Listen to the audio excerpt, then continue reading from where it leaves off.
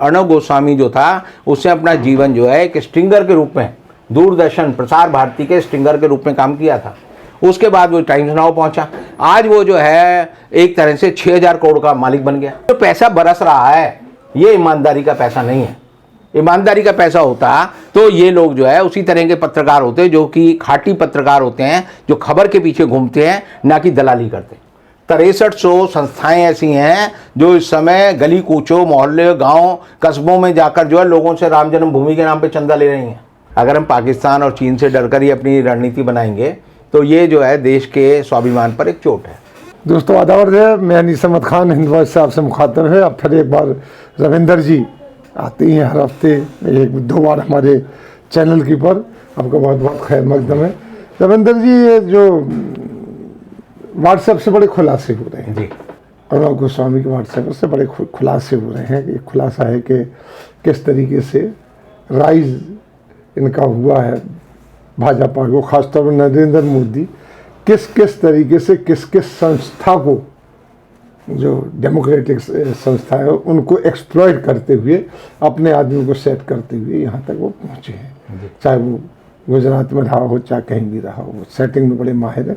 आज वो सेटिंग ही कर रहे हैं। विदेशों में गए, ट्रम्प से सेटिंग करना चाहिए, वो फ्लॉप हो गई। या विदेश में सेटिंग बहुत करना चाहिए, इन्होंने 2014 से लेकर 2018 तक सेटिंग ही करते घूमे, लेकिन सेटिंग नहीं हो पाई। उसकी मिसाल है कि हमारे पहली बार ऐसा हो रहा है कि गणतंत्र दिवस पे कोई विदेशी मेहमान नहीं आया। सूरीनाम जैसे छोटे छोटे देशों में मना कर दिया, जो कि भारत के ही पर पलते रहे, सारा कुछ होता रहा है। तो ये जो स्ट्रेटजी है, जिस तरीके से ये चल रहा है हिसाब किताब सरकार का और मोदी जी का, इसका अंत कहाँ होगा, ज़्यादा सही बताइए, वो कहाँ से शुरू हुआ है? देखिए, जैसे आपने कहा कि 26 जनवरी को विदेशी अतिथि का संकट है, तो मैं कहता हूँ एक कहावत है कि बगल में छोरा और शहर में ढिंढोरा। क्योंकि छोरा तो हमारे पास एक विदेशी जो है राष्ट्राध्यक्ष परमानेंट जो है दलाई लामा के रूप में हिंदुस्तान में रह रहे हैं 1960 से। और अगर भारत सरकार को 26 जनवरी के लिए विदेशी राष्ट्राध्यक्ष चाहिए तो गवर्नमेंट इन एग्जाइल है उनकी, और वो हिंदुस्तान में ही शिमला के पास उनका वो है मंडी और धर्मशाला में केंद्र है, तो उनको बुला लें। उनको बुलाने से सारा फिल इन द गैप जो होता है वो सारा हो जाएगा और देश को एक राष्ट्राध्यक्ष जो है 26 जनवरी के लिए मिल जाएगा। लेकिन भारत सरकार को थोड़ा जो है अकल के घोड़े दौड़ाने चाहिए और दलाई लामा को इस अवसर पर बुलाना चाहिए। चीन करेगा फिर उसमें? वो चीन करेगा तो ये डिप्लोमेटिक बात है, लेकिन हम एक स्वतंत्र राष्ट्र हैं, संप्रभु राष्ट्र हैं, हमारी अपनी नीतियां हैं।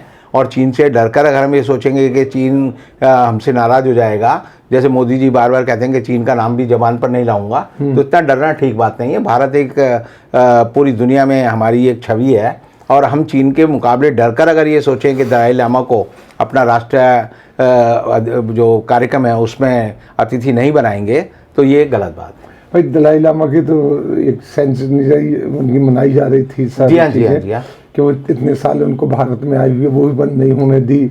और एक ऑर्डर ऐसा आया था कि दलाई लामा से कोई मिल नहीं सकता, कोई अफसर जा नहीं सकता उनके पास कोई। तो इस तरीके से देखिए, दलाई लामा को अगर हम बुलाते हैं तो चीन की जो दुखती रग है उसको हम दबा सकते हैं। हाँ, अच्छा। जैसे आप देखेंगे कि डिप्लोमेटिकली हम उसको बता सकते हैं कि हमने देख तेरे जो तिब्बत का जो राष्ट्राध्यक्ष है उसको हमने अपने यहाँ बुलाया है और गवर्नमेंट इन एग्जाइल वैसे ही तुम कर क्या करता है, और वो कुछ कर भी नहीं सकता। ये तो हमारा आंतरिक मामला है। अगर हम पाकिस्तान और चीन से डरकर ही अपनी रणनीति बनाएंगे तो ये जो है देश के स्वाभिमान पर एक चोट है। अब जैसे कि आपने कहा कि नरेंद्र मोदी जी ने जो है भारत में जो है जो लोकतांत्रिक संस्थाएं हैं, संवैधानिक संस्थाएं हैं, उनका धीरे धीरे एक तरह से क्षरण कर दिया है, उनको कमज़ोर कर दिया है, उनकी जो जड़ें हैं वो हिला दी हैं। तो आप देखेंगे कि पूरी भारतीय जनता पार्टी जो है इसका जो काम करने का तरीका है वो बड़ा विचित्र है, जो कि किसी लॉजिक को आपको अगर लॉजिक के हिसाब से सोचें तो वो आपके दिमाग में जो है हजम करने लायक बात नहीं है। अब जैसे भारतीय जनता पार्टी कहती है हम दुनिया की सबसे बड़ी राजनीतिक पार्टी है जिसके 12 लाख जो है मिस कॉल मेंबर है। मिस कॉल मेंबर है तो ऐसे है जैसे भूतिया मेंबर हो।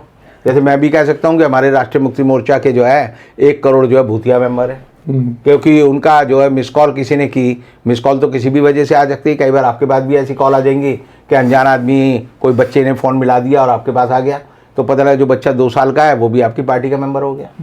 तो ये जो मिस कॉल की इन्होंने कंसेप्ट दिखी और ये दिखाया, तो इसको जो है इन्होंने एक बता दिया कि इस पार्टी का जो आधार है वो ही कल्पना पे आधारित है। वो मिस कॉल पे आधारित है, मिस कॉल पे या कल्पना पे आधारित है। और उसको जो है इलेक्शन कमीशन को इस बात पर विरोध करना चाहिए था कि भाई तुम्हारे जो सदस्य अगर तुम्हें उनका खुद का आता पता नहीं है तो तुम जो है कैसे एक पार्टी को रजिस्टर्ड कर सकते हो। लेकिन चूंकि चुनाव आयोग भी एक तरह से जो है भारतीय जनता पार्टी की गुलामी में जीने वाला संस्था है और वो जो है इनकी हमेशा मदद करता है बागे गवाहे, और इसीलिए आप देखेंगे कि हम हिंदुस्तान में चुनाव की जो पूरी प्रक्रिया है उसका एक मजाक बन गया। बिहार चुनाव में अभी हमने देखा खूब मजाक बना। इसी तरह जो है चुनाव आयोग देखता है कि किस बात से भारतीय जनता पार्टी को फायदा है वो काम करता है, और जिससे भारतीय जनता पार्टी को नुकसान हो सकता है खुला खेल फर्रुखाबादी। खुला खेल फर्रुखाबादी यानी कोई जो है किसी तरह की शर्म हया लाज आंखों की शर्म वो नहीं। अब ऐसे ही आप एक दूसरी संस्था देखेंगे वो TRAI है। ट्राई के बारे में जो है अभी अर्णव गोस्वामी की चैट में आता है कि भाई ट्राई जो है पार्थो दासगुप्ता कह रहा है कि हमारे जो है उंगली कर रहा है, नीडल कर रहा है। तो आप इसको जो है AS मतलब लोगों ने बाद में उसका मतलब निकाला कि अमित शाह, लेकिन इसका और भी मतलब निकाल सकते हैं कि उसको बोलो ताकि वो ट्राई को समझाए और हमें नीडल ना करे। तो उसमें अर्णव गोस्वामी ने उनको कहा कि भाई तुम मुझे 3 जो है बुलेट पॉइंट दो ताकि मैं उसको समझा सकूं कि पॉलिटिकली ये तेरे नुकसान में है। यानी कि ट्राई जो है इस हिसाब से फैसला करेगा कि अगर कोई चीज़ अमित शाह के नुकसान में है पॉलिटिकली तो ट्राई उस पर फैसला करेगा। इसका मतलब ट्राई अपने आप में एक निष्पक्ष संस्था नहीं है।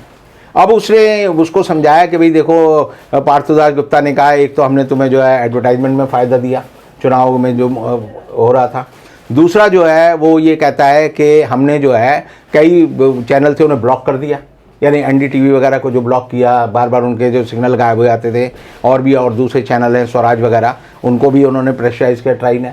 और वो जो है ट्राई से कहता है कि तुम्हार को जो है तुम्हारा जो पॉलिटिकल बेस है वो ट्राई बढ़ा रहा है।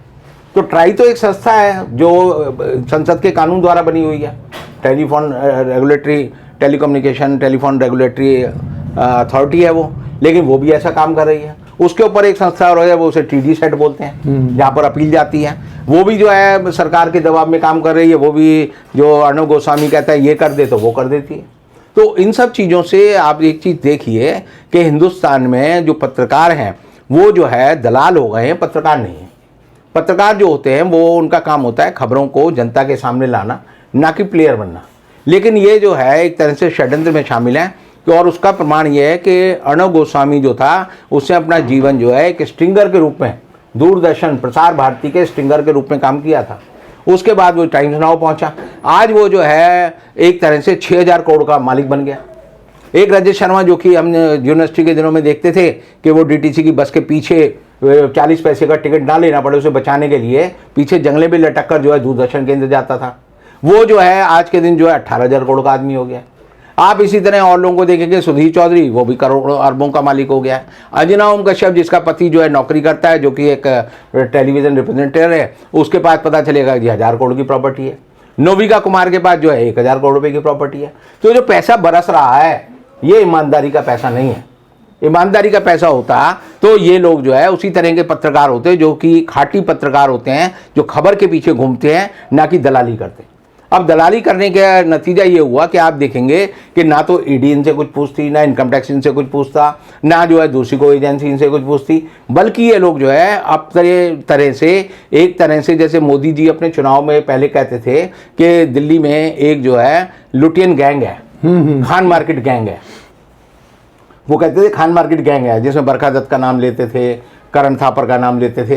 तो पता चला कि एक जो गैंग है वो जो खान मार्केट गैंग से भी ज़्यादा ताकतवर जो है व्हाट्सएप गैंग जो है मोदी जी ने पैदा कर दिया है, जो सीधे प्रधानमंत्री से बात करते हैं, प्रधानमंत्री के विशेष सचिव से बात करते हैं, जो मंत्रियों को बनाते बिगाड़ते हैं, जिन्हें कि हिंदुस्तान की सरकार या हिंदुस्तान की सरकार के जो भारत की सेना क्या करने जा रही है वो उन्हें पता होता है।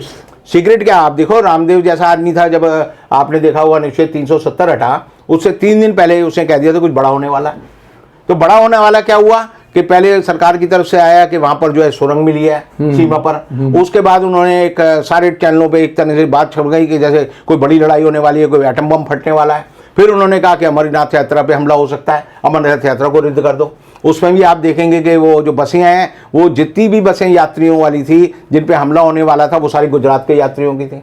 तो यानी ये सारे काम जो है गुजरातियों और इन सब लोगों के आसपास घूमते हैं। और उस तरह से जो है पूरी संस्थाएं जो है, चाहे वो ईडी हो, चाहे वो सीबीआई हो, चाहे एनआईए हो, चाहे नेशनल एनसीबी हो, या आप कई बार देखेंगे अदालतें भी हो, वो एक तरह से एक गुटबंदी सी, गिरोहबंदी सी हो गई है आम नागरिक के खिलाफ। और जैसे अभी किसानों का आंदोलन चल रहा है, वो किसानों को सरकार भी डेट दे देती है और अदालत भी डेट दे देती है।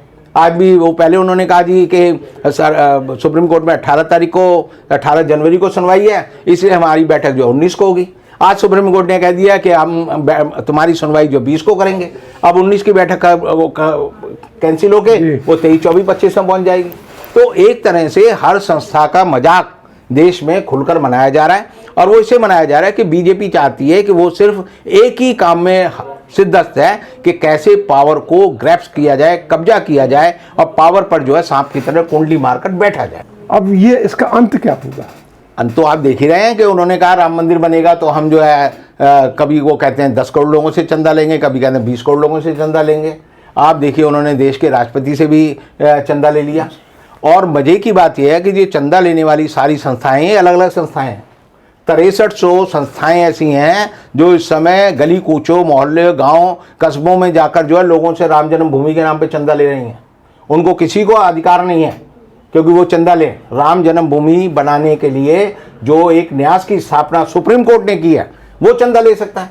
लेकिन आप देखेंगे हर जो है केसरी आदमी जो है वो अपना गमछा डाला गले में और राम के नाम पे लाओ जी चंदा दो। वो चंदा कहाँ जा रहा है कुछ नहीं पता।